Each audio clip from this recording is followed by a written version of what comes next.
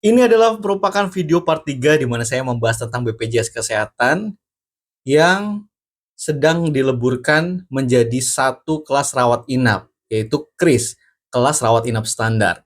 Nah, untuk teman-teman yang belum nonton part 1, part 2-nya, silakan scroll profil saya dan nonton tuh videonya, karena ada urutannya teman-teman ya.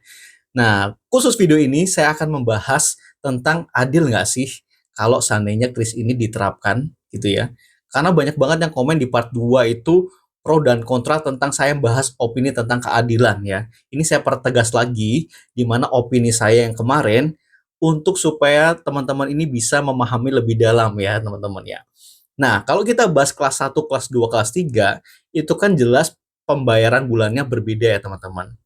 Nah, padahal ketika kita berobat di klinik atau di rumah sakit, rawat jalan ya, cuman periksa aja, rawat jalan gitu ya, itu tuh sama obatnya teman-teman. Nah, kelas-kelas ini itu yang dibedakan itu ketika kita menginap, bener nggak?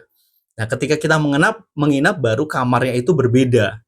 Nah, di mana yang kelas 1 itu dapat kamar lebih private ya, yang kelas 3 itu jauh lebih tidak private gitu ya.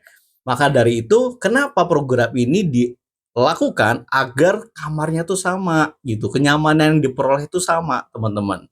Nah, ketidakadilan yang dilihat adalah kalau bayarannya beda, kenapa kamarnya sama? Nah, itu kan yang jadi perdebatan di part 2 kemarin. Nah, ini saya akan luruskan, teman-teman. Nah, pemerintah ini belum mengumumkan untuk iurannya gimana nanti setelah dirubah begini. Apakah sama ataukah tetap berbeda? Kalau saya itu pro iurannya sama rata.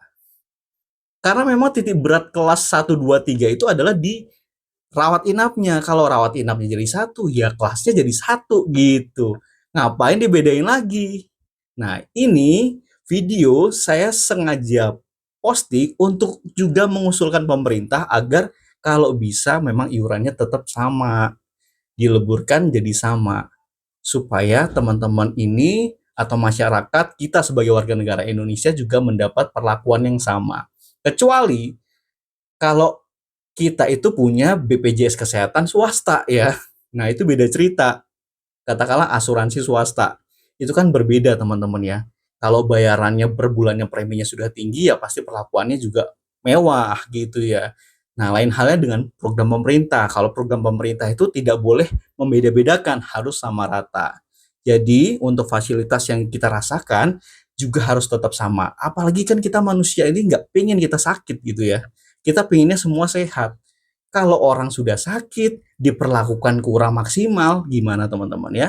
Nah, jadi kembali lagi saya mengusulkan juga nih sama pemerintah karena belum ada statement apapun ya terkait tarifnya. Saya mengusulkan bahwa lebih baik untuk tarifnya disamakan, Pak. Ya, biar adil. Oke, teman-teman, kalau punya tanggapan lain boleh komentar di bawah teman-teman. Kalau rame saya lanjut part 4.